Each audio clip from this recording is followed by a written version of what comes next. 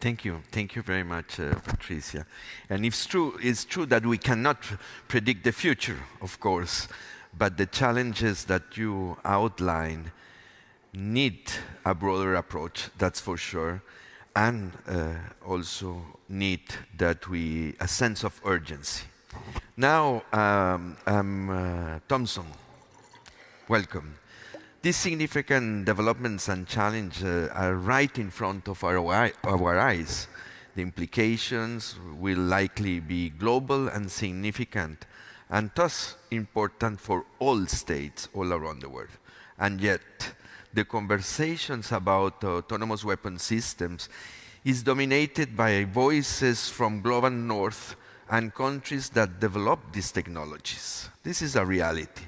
But we know the countries where such new technologies are used first are often economically and politically fragile. Could you comment on global power dynamics as they pertains to this issue of autonomous weapon systems, please? And welcome again.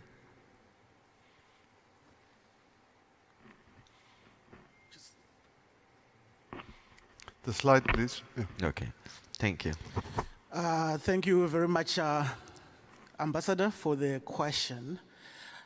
Your Excellencies, delegates, ladies and gentlemen, in the following 4 minutes, please allow me to address you as a villager born in Shirogwe, Zimbabwe. That's where my ideas on some of these things perhaps are coming from.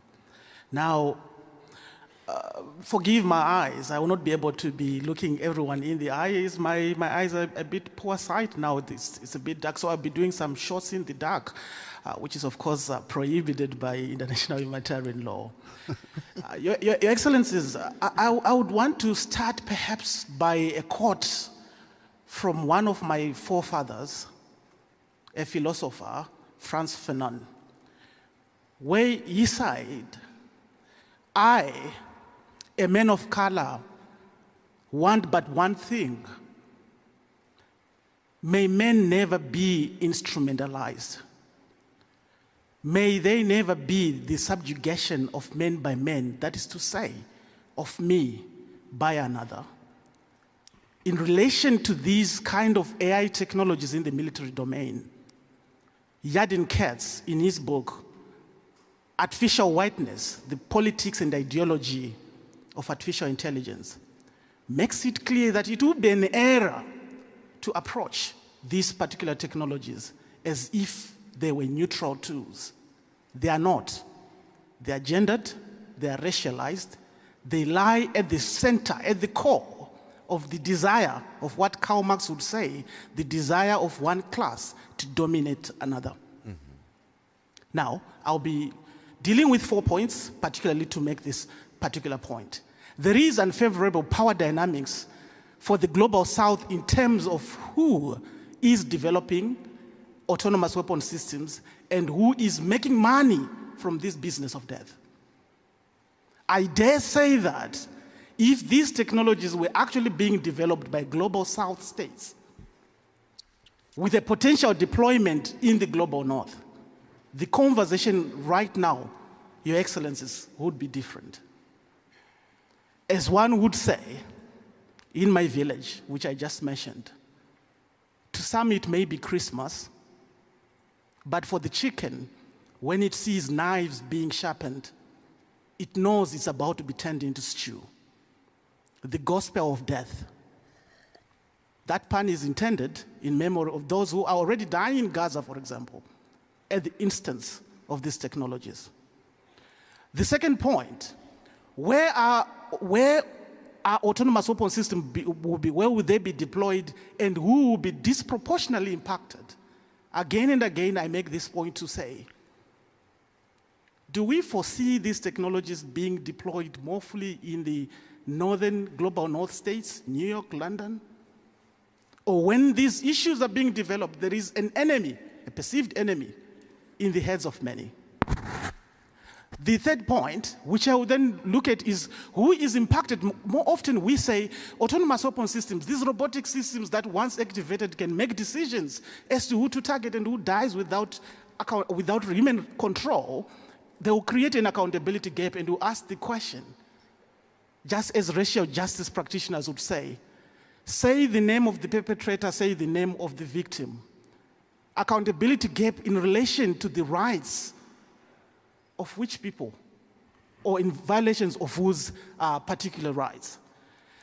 My last point on this aspect is to say, when again we talk about the question of formulation of policy, setting of the agenda on autonomous weapon systems, who is on the table and whose voices carry weight and who gets listened to. Often we have had repeatedly, Your Excellencies, from states, that the UNGGE, the UNCCW is the appropriate forum within which we should be discussing these matters.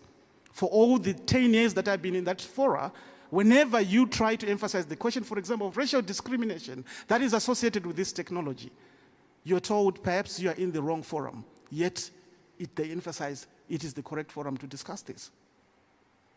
Who sets the agenda? Regardless of the challenges, which is my last point on this, regardless of these challenges that states from the global north or even small states may face in relation to this particular autonomous weapon system, I want to emphasize the shining light, the role and influence, the contribution of global South states in the formulation of international law as we know it today. In that regard, I would even highlight the book by one of my favorite professor called The Color Line, The Making of International Law, recently published, I think, in 2024, which articulates how some of the important human rights treaties, for example, 20 December 1965, the Convention on the Elimination of Racial Discrimination, being the first major human rights treaty, was actually at the influence of global South states. We may have not voices that hard, but I would say to you, excellencies from the global South who are in the room, it is another time now to make that influence, and let's have a treaty on autonomous weapon systems which ban the use of force without human control. I thank you. Thank you. Thank you, Thompson.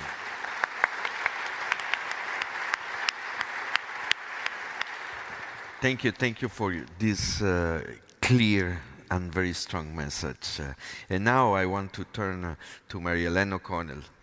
The challenges related to autonomous weapon systems are very profound and broad. As we heard this morning and over the course of yesterday, humanity at the crossroads. What are our choices?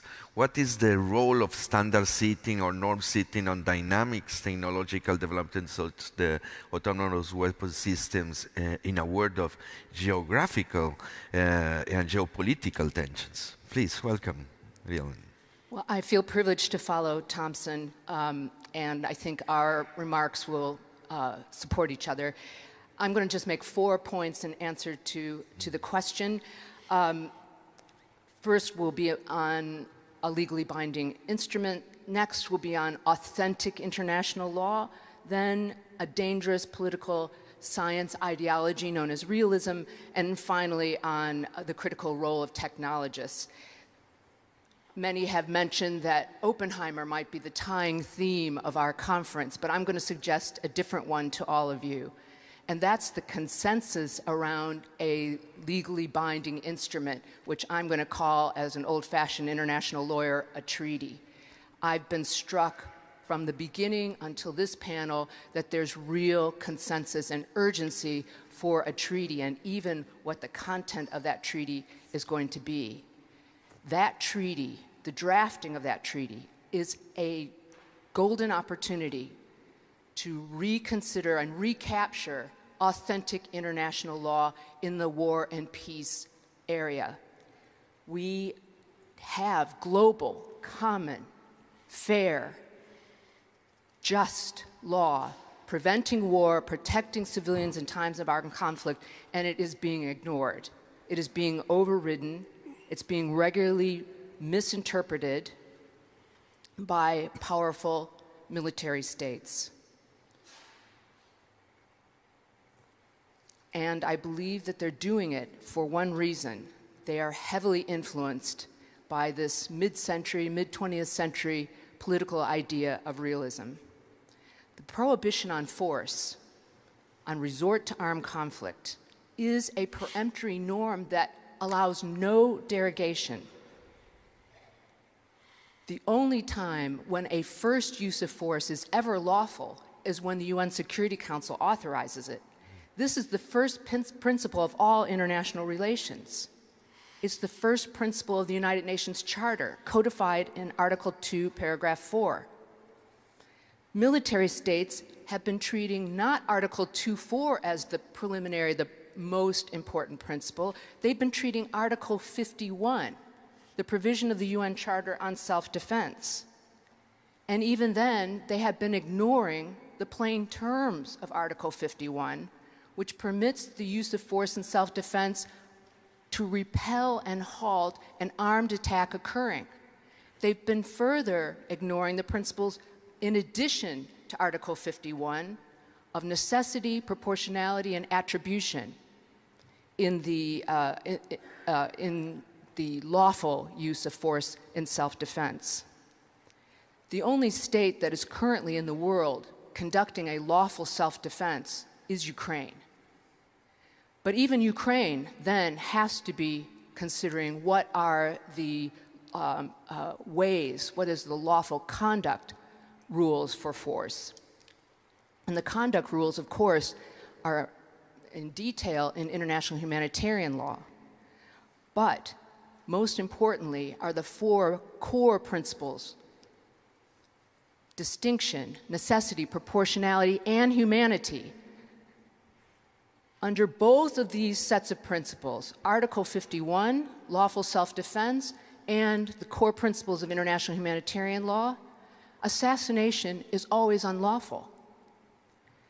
And yet we hear these major military states using this euphemism, targeted killing, for what is unlawful in all cases.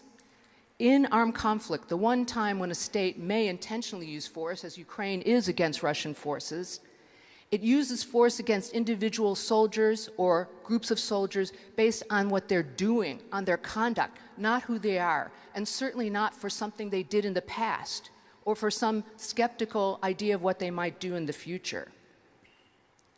Yet this is what Israel's Lavender software program is facilitating. It is facilitating targeted killing, and the algorithm is determining the importance of individuals who are being targeted and coming up with comparative ratio numbers that up to 100 presumed civilians may be killed for every intended individual targeted by the Israelis. So how did states get to this point? How did they get to the point of interpreting fundamental law out of existence?